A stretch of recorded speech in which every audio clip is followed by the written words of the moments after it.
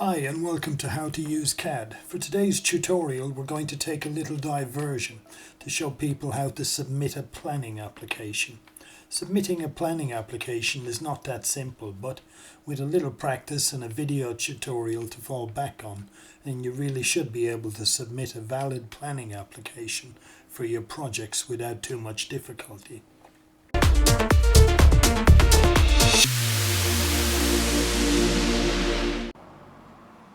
Right, here we are. We're at the planning portal. This is where we submit all our planning applications. These are just some recent planning applications that have gone in. So what we're going to do is we're going to submit another planning application, say based on the last one we did, which was this one here. No reason to hang about. Let's get on with it. So here we go. Planning portal, start new application, enter an application name. So what we normally do for the application name is just enter the street.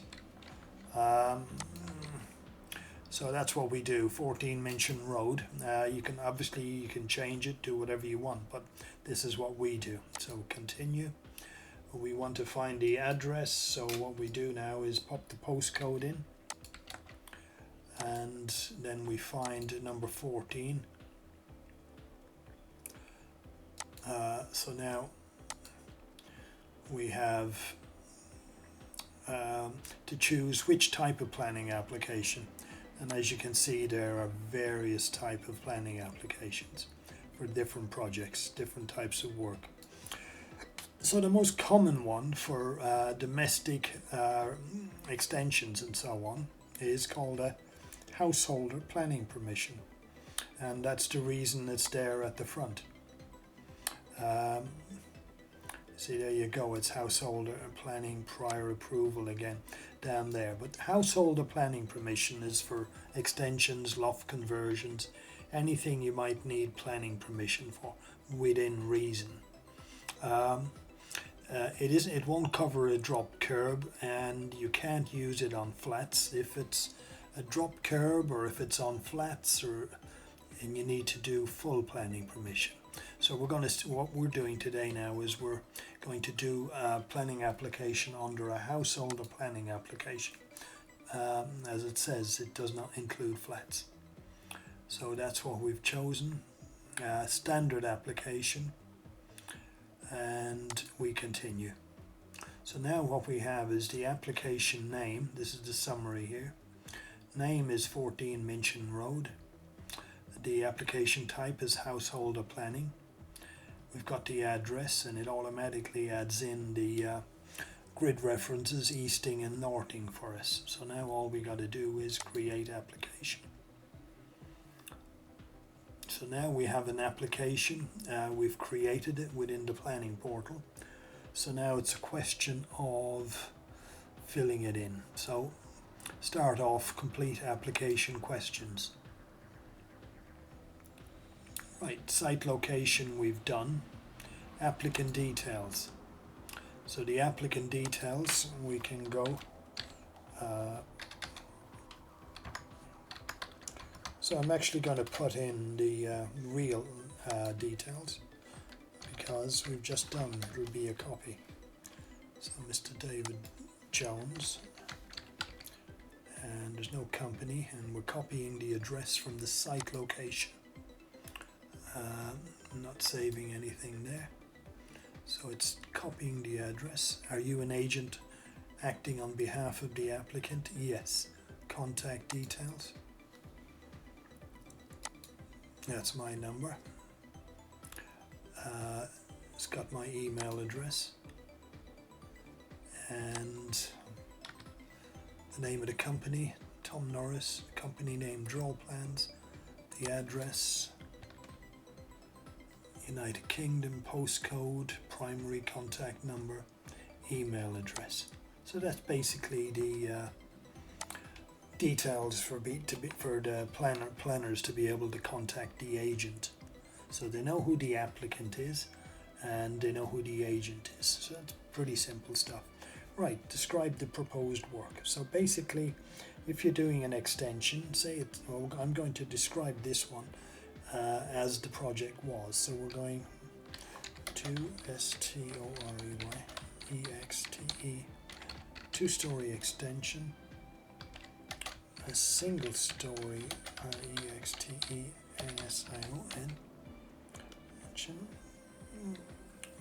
plus LOFT loft CONVSION plus FRONT front PRC front PORCH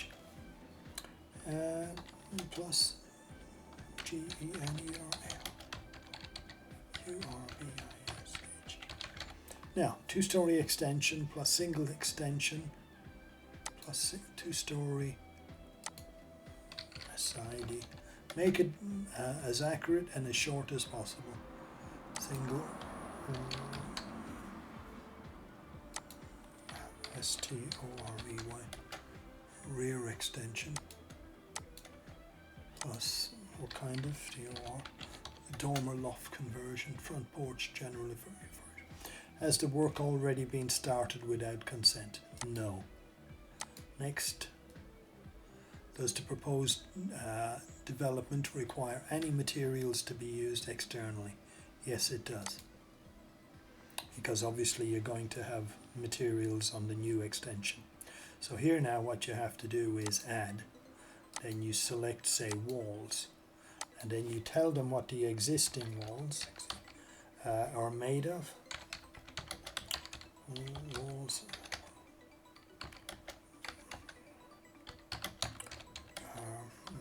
red, BRICK.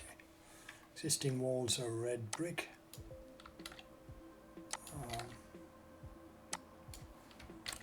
New walls to be a mix of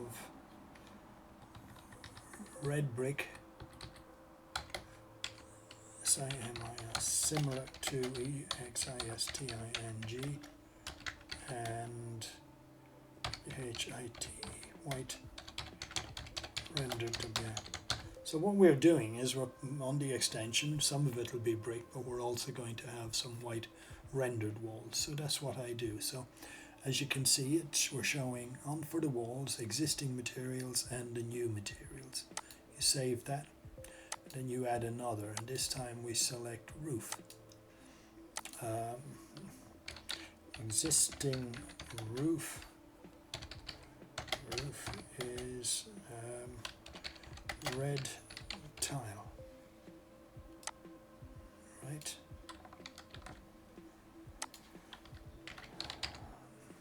Existing, let's change that a little. Existing, PITCHED, pitched main roof is red tile.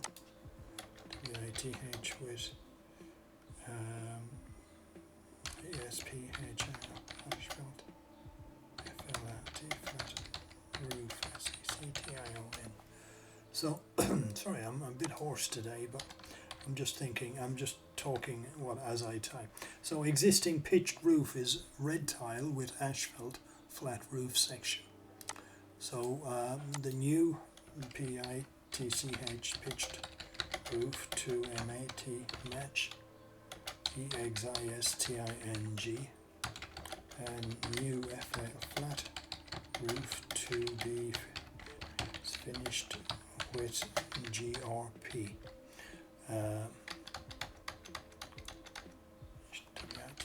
with GRP.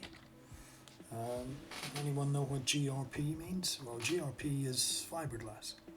Basically, they coat the flat roof over and over with fiberglass and chemicals to give you a really good roof. Right, so save, add another. Yes, we're going to add, this time we're going to do windows. Existing windows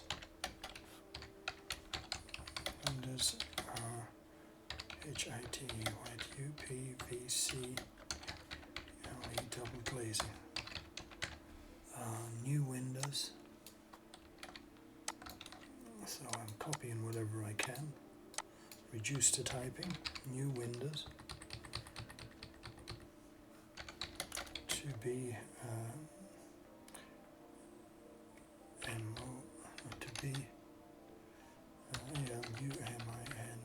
aluminium, glazing.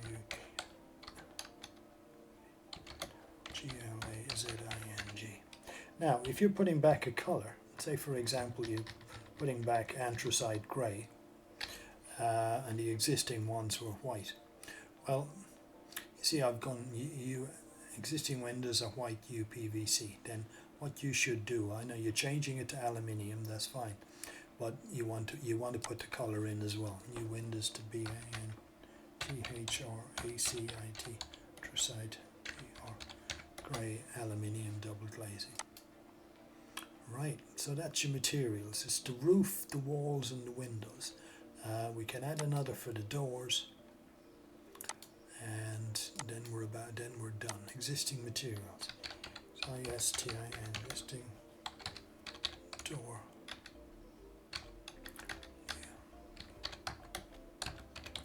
HIT white UPVC.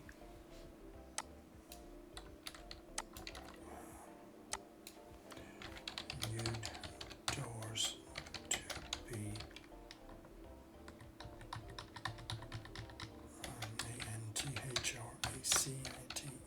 anthracite.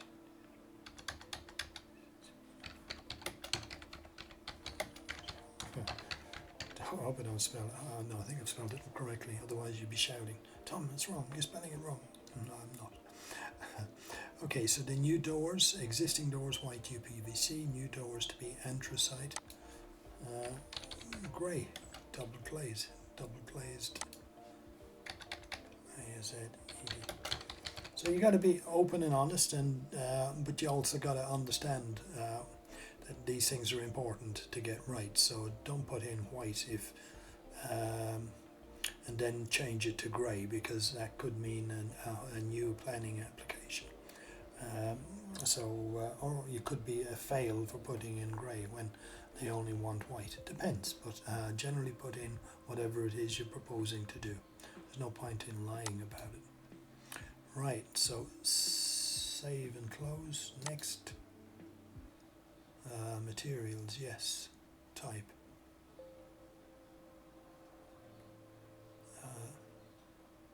Am I supplying additional information on submitted plans and drawings? Yes. I'm putting in EXISTING plans, POSE proposal. So these are the titles of the plans I'm putting in.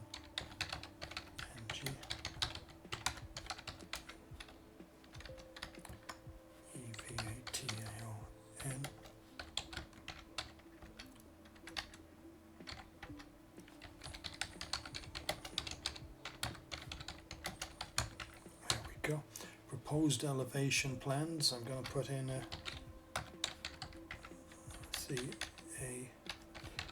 location plan, CK block plan. Okay, those are all the plans. Oh, forgot one. I'll put in a roof. DING existing.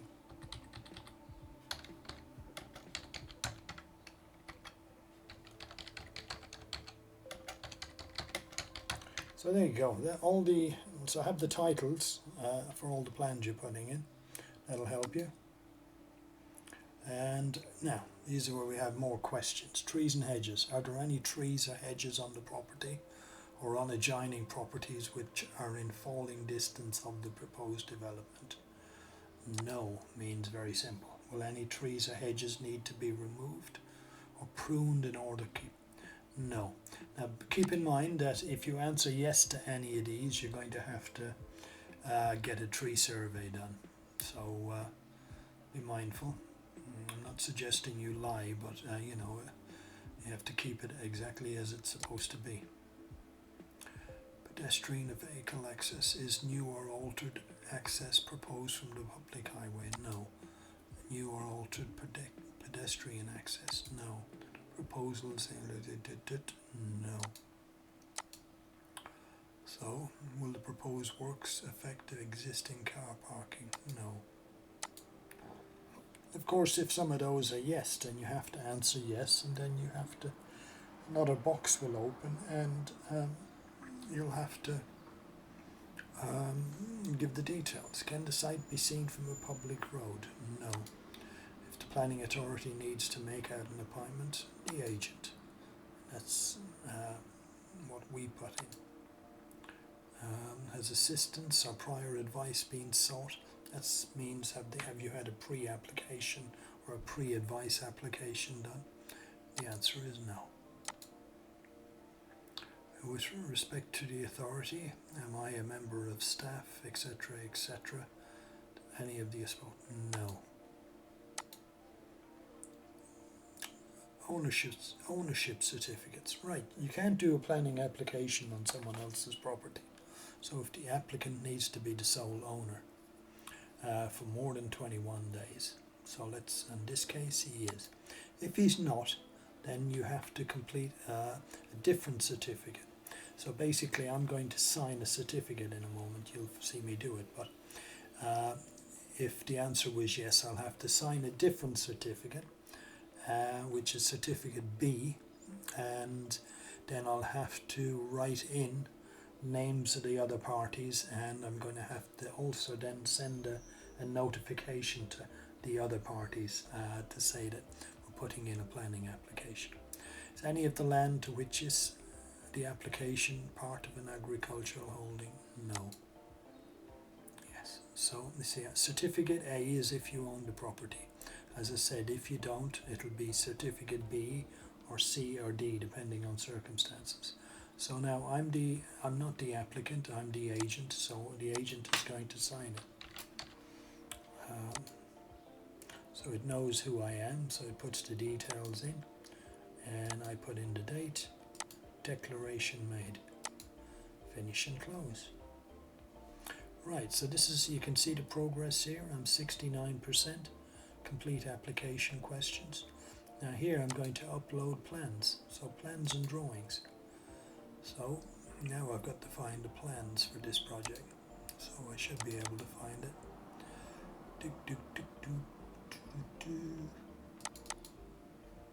Right, David Jones, planning application, that's not the files.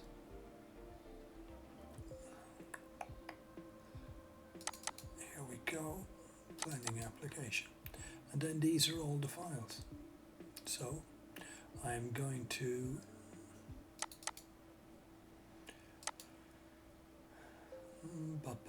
detail drawing. So again, as you choose your files, and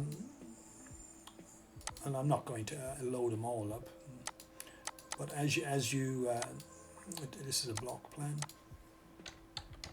What you do is type a description into the right, block plan,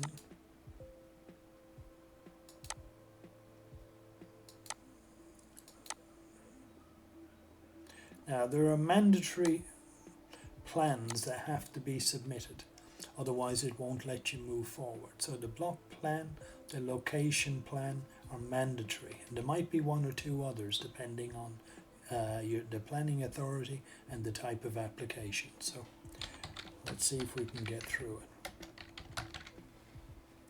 Upload files. I'm going to just do one more. That was existing elevation.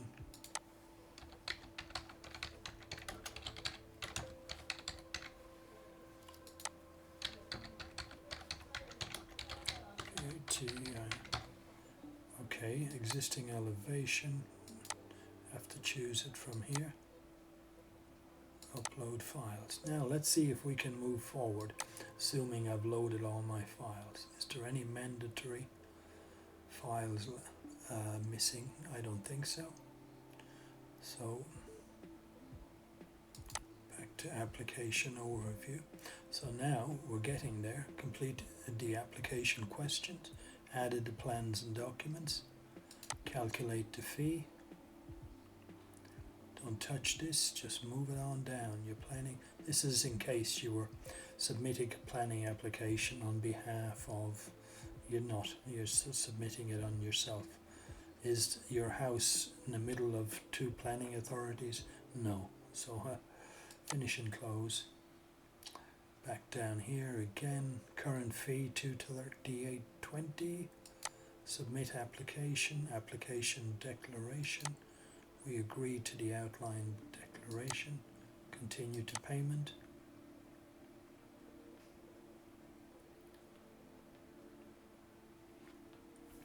Right, so this is the point. I want to pay for this application myself. Online using a credit card.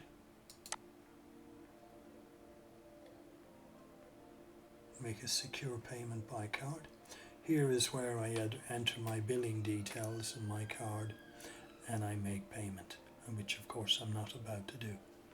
So I've walked you through the planning application. Incidentally, once you make the payment, the planning authority, the planning portal will within a few minutes submit the application to the planning authority that it's meant to go to. It's all automated. They know which particular planning authority, so they'll make the submission, and then you'll get loads of emails, confirmation of the status of the application, and you just monitor those emails. But technically now, once you've made the payment, your application is submitted to the planning portal. So all in all, that's not pretty difficult, but I think the idea of having a little walkthrough will take the boogeyman away and make it easier to it'll be less challenging to go and do your first application, or to do one if you've forgotten, you haven't done one for a while. If it's a different type of planning application, again, take your time, work your way through it. You'll soon find out. On different application, the mandatory documents could include a site plan, could include a tree survey, could include fire statement, could include various other documents, and you're just going to have to work that out what they are when the time comes as you submit the application. Okay, I'm hoping you find this little video useful, and as I say, it'll make you more confident when it comes time to do a planning application. Alright, thank you for taking the time to watch the tutorial. I do hope you got some value. If you could take a moment to leave a comment or hit the like button, I would be delighted to hear from you. See you in the next video.